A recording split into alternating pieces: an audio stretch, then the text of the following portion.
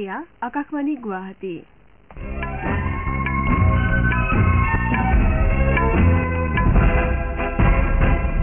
বাতৰি কৰিছো দীক্ষিতা শৰ্মাই।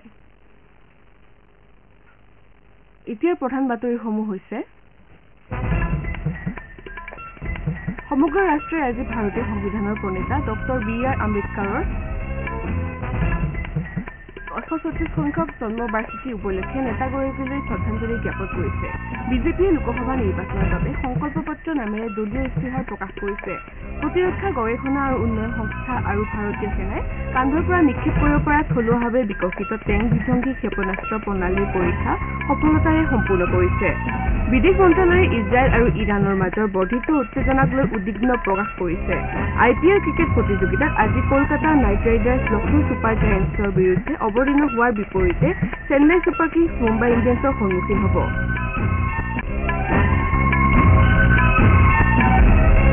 এতিয়া প্ৰধান বাতৰিসমূহ হৈছে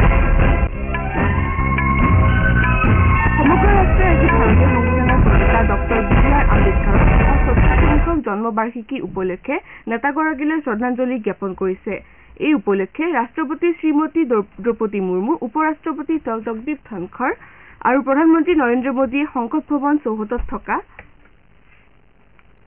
আম্বেদকাৰৰ মূৰ্তিত পুষ্পাৰ্ঘ্য নিবেদন কৰে। ৰাষ্ট্ৰপতি, উপৰাষ্ট্ৰপতি আৰু প্ৰধানমন্ত্ৰীয়ে ডক্টৰ বি.আৰ. আম্বেদকাৰৰ জন্মবাৰ্ষিকী উপলক্ষে দেশবাসীক ওলগ জনাইছে। ৰাষ্ট্ৰপতি শ্ৰীমতী মুৰ্মুই তেওঁৰ বাৰ্তাত কয় যে সামাজিক পৰিৱৰ্তনৰ হোতা আৰু বহুমুখী ব্যক্তিত্বৰ ধনী বাবা চাহেব আম্বেদকাৰে এগৰাকী ন্যায়বিদ, শিক্ষাবিদ, অৰ্থনীতিবিদ, সমাজ সংস্কাৰক আৰু ৰাজনৈতিক নেতা হিচাপে অভূতপূৰ্ব অৱদান আগবঢ়াই থৈ গৈছে। তেওঁ কয় যে সাংবিধানিক ব্যৱস্থাৰ প্ৰতি তেওঁৰ বিশ্বাস আজিও ভাৰতীয় গণতন্ত্ৰ আৰু সুশাসনৰ ভেটিৰূপে পৰিগণিত হৈ আছে। ডক্টৰ আম্বেদকাৰে সমতাপূৰ্ণ সমাজ প্ৰতিষ্ঠা কৰাৰ বাবে নিজৰ জীৱন উৎসৰ্গা কৰিছিল আৰু গোটেই জীৱন ধৰি দলিতসকলৰ উন্নয়নৰ হকে সংঘৰ্ষ কৰিছিল বুলি ৰাষ্ট্ৰপতিগৰাকীয়ে উল্লেখ কৰে। শ্ৰীমতী মুৰ্মুৱে লগতে ডক্টৰ আম্বেদকাৰৰ আদৰ্শৰাজি গ্ৰহণ কৰি দেশৰ সৰ্বাত্মক উন্নয়নৰ বাবে সমূহীয়াভাৱে কাম কৰিবলৈ জনসাধাৰণৰ প্ৰতি আহ্বান জনায়। উপৰাষ্ট্ৰপতি জগদীপ ধনখড়ে নিজৰ বাৰ্তাত কয় যে ভাৰতবৰ্ষৰ মহান সন্তান ডক্টৰ আম্বেদকাৰ অকল ভাৰতীয় সংবিধানৰ প্ৰণেতাই নাছিল, বৰং সামাজিক ন্যায়ৰো সমৰ্থক আছিল। তেওঁ কয় যে সামাজিক বৈষম্য, অসমতা দূৰ কৰাৰ বাবে আম্বেদকাৰে চলোৱা অক্লান্ত প্ৰচেষ্টাই প্ৰজন্ম ধৰি জনসাধাৰণক অনুপ্ৰেৰণা যোগাই যাব। আম্বেদকাৰে আইনৰ শাসন, জনসাধাৰণৰ স্বতন্ত্ৰতা, লিংগ সমতা আৰু উপান্ত শ্ৰেণীসমূহৰ সবলীকৰণৰ প্ৰসাৰত সহায়ক হোৱা সাংবিধানিক পৰিকাঠামোৰ জৰিয়তে এখন সমতাবাদী ভাৰতবৰ্ষ গঢ়াৰ বাবে সামাজিক পৰিৱৰ্তনৰ নেতৃত্ব বহন কৰিছিল বুলি উপৰাষ্ট্ৰপতিগৰাকীয়ে উল্লেখ কৰে।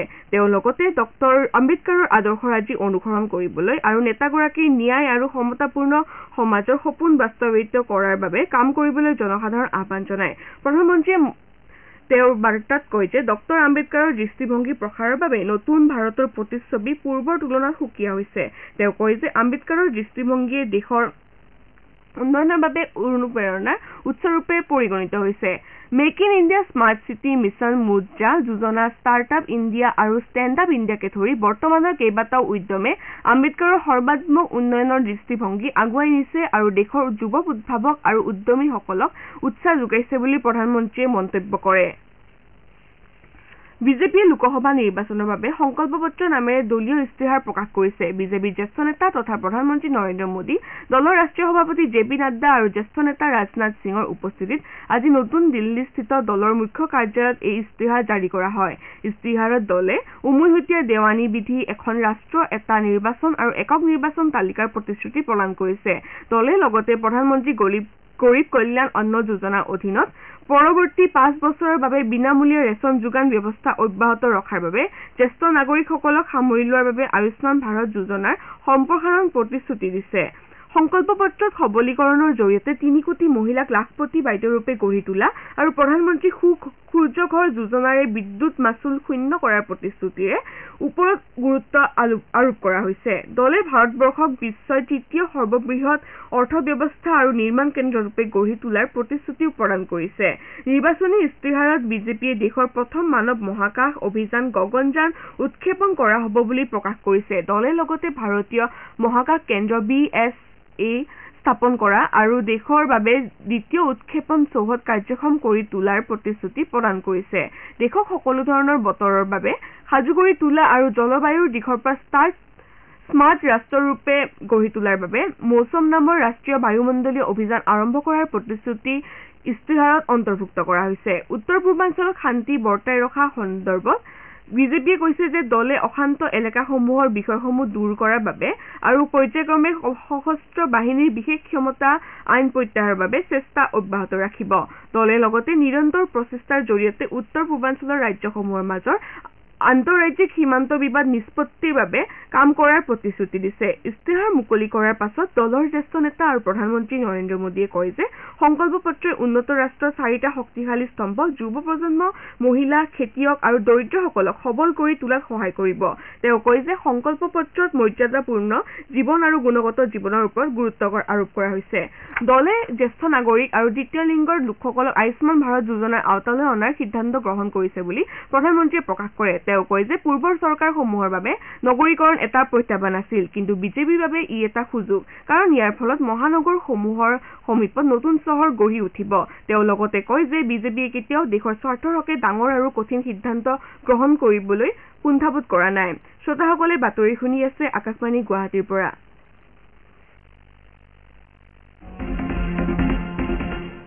আপোনাৰ ভোট আপোনাৰ কণ্ঠ। ভোটৰ শক্তিৰে নিৰ্মাণ কৰক সুস্থ গণতন্ত্ৰ।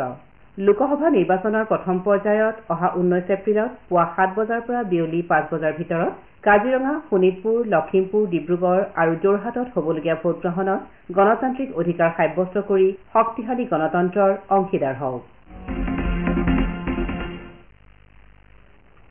প্ৰতিৰক্ষা গৱেষণা আৰু উন্নয়ন সংস্থা DRDO আৰু ভাৰতীয় সেনাই কান্ধৰ পৰা নিক্ষেপ কৰিব পৰা থলুৱাভাৱে বিকশিত টেংক বিধ্বংসী ক্ষেপণাস্ত্ৰ প্ৰণালীৰ পৰীক্ষা সফলতাৰে সম্পূৰ্ণ কৰিছে।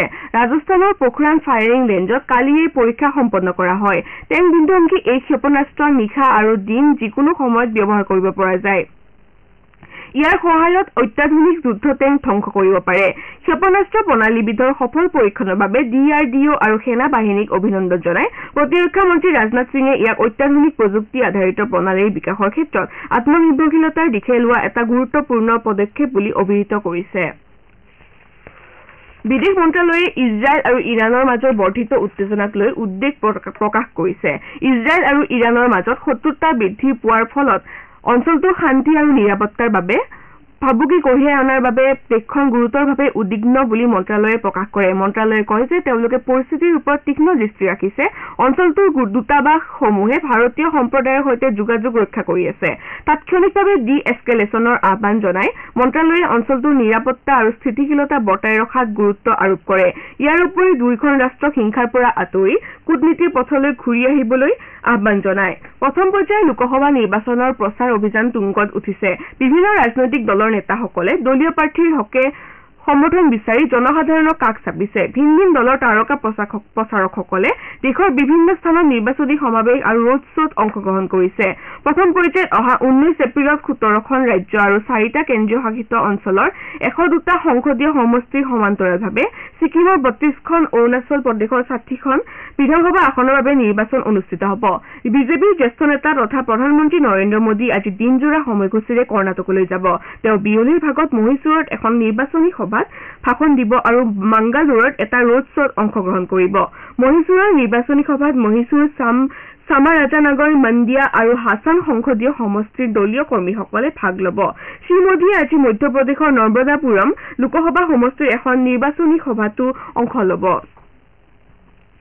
IPL ক্ৰিকেট প্ৰতিযোগিতাত আজি দুখন খেল অনুষ্ঠিত হ'ব। কলকাতা নাইট ৰাইডাৰ্ছে বিয়লি 3:30 বজাত কলকাতাৰ ইডেন গাৰ্ডেন্সত হ'বলগীয়া প্ৰথমখন খেলত লক্ষ্ণৌ ছুপাৰ জায়েণ্টছ বিৰুদ্ধে অৱতীৰ্ণ হ'ব। আনহাতে সন্ধিয়া 7:30 বজাত মুম্বাই ৱাংখেড়ে ষ্টেডিয়ামত হ'বলগীয়া দ্বিতীয়খন খেলত চেন্নাই ছুপাৰ কিংছ মুম্বাই ইণ্ডিয়ানছৰ সন্মুখীন হ'ব। শেষত প্ৰধান বাতৰিসমূহ আকৌ এবাৰ। সমগ্ৰ ৰাষ্ট্ৰই আজি ভাৰতীয় সংবিধানৰ প্ৰণেতা ডক্টৰ বি.আৰ. আম্বেদকাৰৰ 134 সংখ্যক জন্মবাৰ্ষিকী উপলক্ষে নেতাগৰাকীলৈ শ্ৰদ্ধাঞ্জলি জ্ঞাপন কৰিছে। বিজেপিয়ে লোকসভা নিৰ্বাচনৰ বাবে সংকল্প পত্ৰ নামেৰে দলীয় ইস্তাহাৰ প্ৰকাশ কৰিছে। প্ৰতিৰক্ষা গৱেষণা আৰু উন্নয়ন সংস্থা আৰু ভাৰতীয় সেনাই কান্ধৰ পৰা নিক্ষেপ কৰিব পৰা থলুৱাভাৱে বিকশিত টেংক বিধ্বংসী ক্ষেপণাস্ত্ৰ প্ৰণালীৰ সফলতাৰে সম্পূৰ্ণ কৰিছে। বিদেশ মন্ত্ৰালয়ে ইজৰাইল আৰু ইৰাণৰ মাজৰ বৰ্ধিত উত্তেজনাক লৈ উদ্বেগ প্ৰকাশ কৰিছে আৰু IPL ক্ৰিকেট প্ৰতিযোগিতাত আজি Kolkata Knight Riders Lucknow Super জায়েণ্টছৰ বিৰুদ্ধে অৱতীৰ্ণ হোৱাৰ বিপৰীতে চেন্নাই ছুপাৰ কিংছ মুম্বাই ইণ্ডিয়ানছৰ সন্মুখীন হ'ব। এতিয়াৰ বাতৰি ইমানতে অন্ত পৰিল।